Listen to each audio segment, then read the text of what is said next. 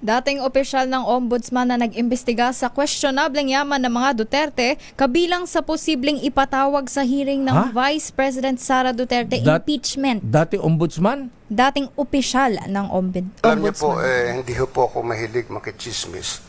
Ang pinapakinggan ko lang pong chismis ay yung kay Teo Macalmat. Si Justice Sam Martires ba yan? Alamin natin, Lakay. Alamin natin sa report ni Miss Milky Rigonan. Miss Milky? Jackie at Lakay, isa sa ipatatawag sa pagdinig ng House Justice Committee si dating overall Deputy Ombudsman Melchor Arthur Carandang. Ito ay rekomendasyon sa komite. Karandang Lakay. Kala ko si Justice Sam Martires na.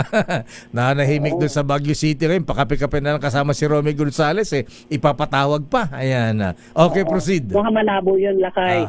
Ito ay si dating overall Deputy Ombudsman Melchor Arthur Carandang. Ito ay rekomendasyon sa komite ni House Deputy Speaker Paulo Ortega Dicis, isa sa endorser, bukod kay Manila Representative Denny Abante sa fourth impeachment complaint laban kay Vice President Sara Duterte.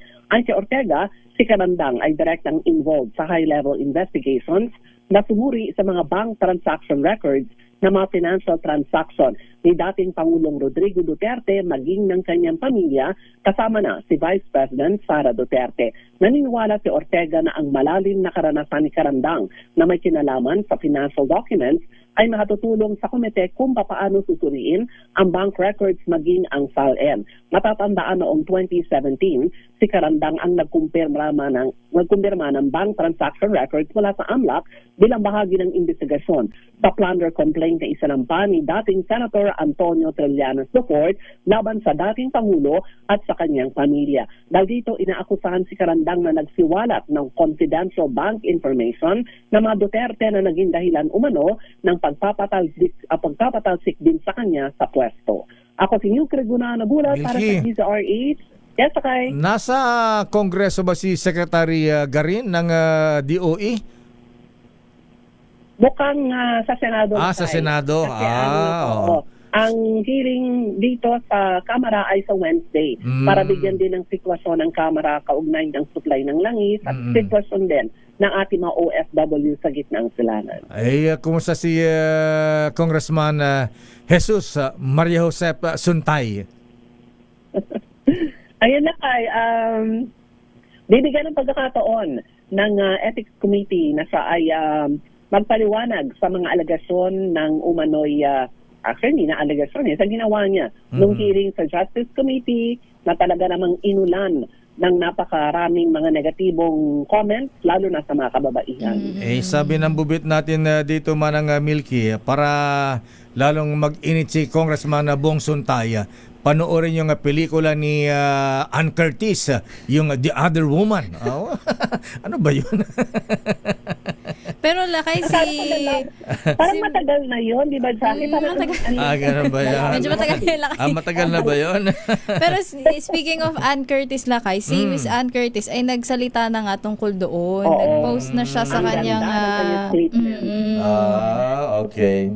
Maganda yung kanyang nagsinabi at ayun nga, hindi niya tinatanggap ang sinabi niya non-apology non-apology ni Congressman, pero ang tinatanggap niyang apology ay yung sa kanyang asawa. Yung sa Mrs. Kay Mrs. Sheila yata? Sheila Suntay ba? Sheila? Ayan.